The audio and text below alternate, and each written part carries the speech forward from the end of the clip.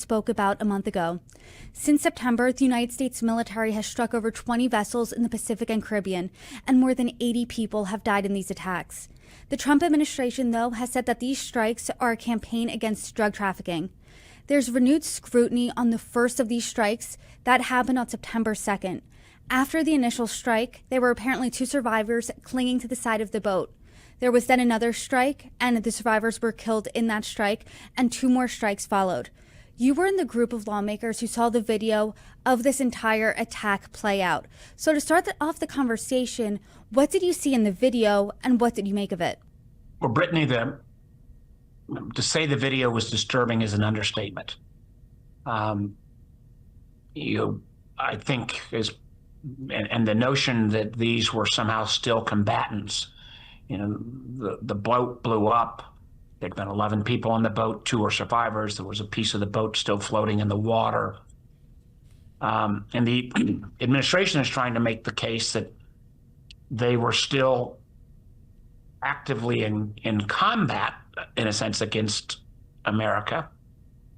And, again, I'm not reaching a conclusion because I want the video to be seen.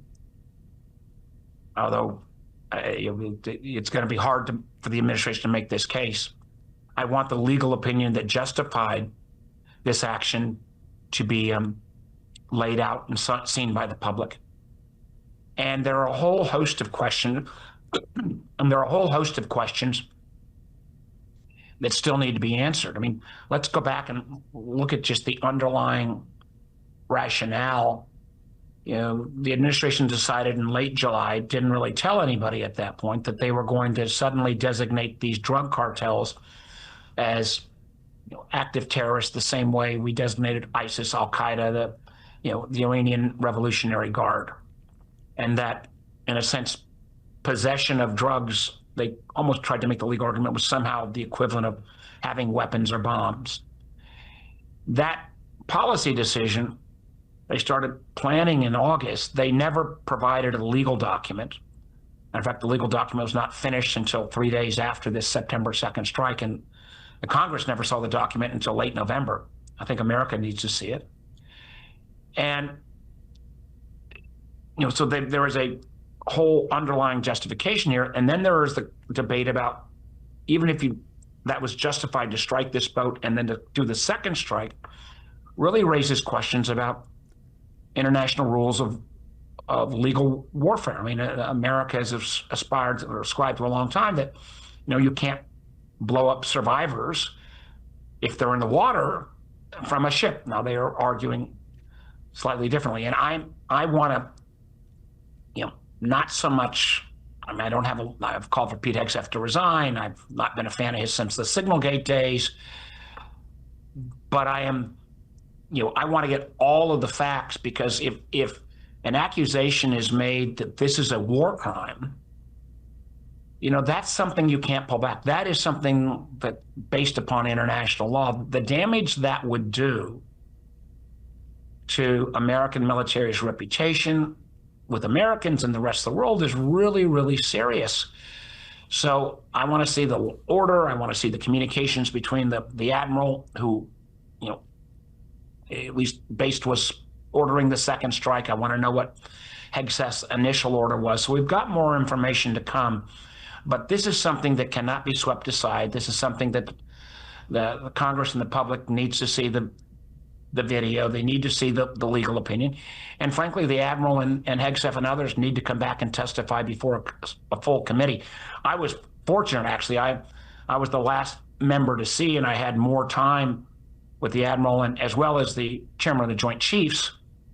And, there may have been some serious judgment miscalls here, but I feel like, what we're seeing here is our military being potentially put in legal harm's way because of a not thought through policy.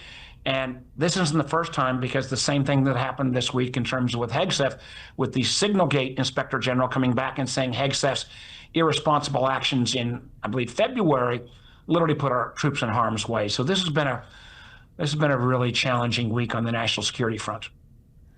I know that the rest of the American people have not seen this video, but you said that the 2 survivors were not combatants. Were they able at all to flip that boat over? I know Senator Tom Cotton said it looked like they were flipping the boat over. Were they trying to flip that boat over at all? And B, was there any way for them to contact anyone? Did they have any radio access or anything like that? Brittany, I don't have the full answers to those questions. I have an impression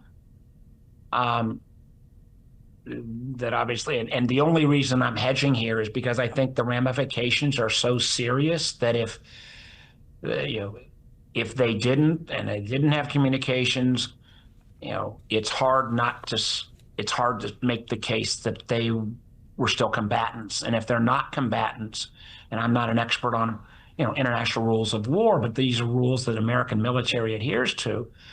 I mean, we're in very serious circumstance. So, and that's why, again, I've done a couple of interviews today, and I know people, well, what did you see and what are you thinking? And I think I've indicated what I'm thinking is this is very, very, very disturbing, and that's why I want people to see, and they will make their own judgments beyond the legal arguments. But I think we're treading on very, very, problematic grounds. I appreciate you hedging. I appreciate just how serious you take the accusation of a war crime. I have members of the military in my family, veterans rather, and so I do appreciate that. But when you had conversations, you were in a briefing with Admiral Frank Bradley. He is the person who ordered the subsequent strikes. Did you learn anything from that, A? And B, did he think that that was a misjudgment in firing those subsequent strikes? Well, clearly, I think Admiral Bradley understands the rules of engagement and rules of war. I think he made very clear that if he felt they violated those rules, he wouldn't have acted. And that's why I think we need to put this in the context of what was the execution order, which is what were the communications between the Admiral, his team, and the pilot. There were reports of a second boat, but there was no evidence of a second. This is where I'm reluctant to go too much into the details, because I'd like there to be a comprehensive set of facts out there. Because I think any public official that speculates that this may have crossed the line, once you cross that line, it's hard to take that back, because these are as serious a charges as you can possibly imagine. And it's not only, and just to be clear, we're not only talking just about, Hegseth's policy here, or the Trump administration's policy, or even the actions of this one admiral who has a very good reputation.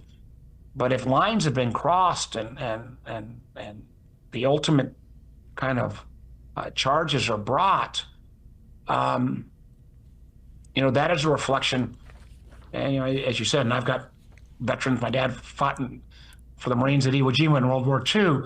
I don't want to use any of this terminology loosely. So let's get the facts. Let's get the information. But I do think that regardless of the legal, arguments and judgments, the video is chilling.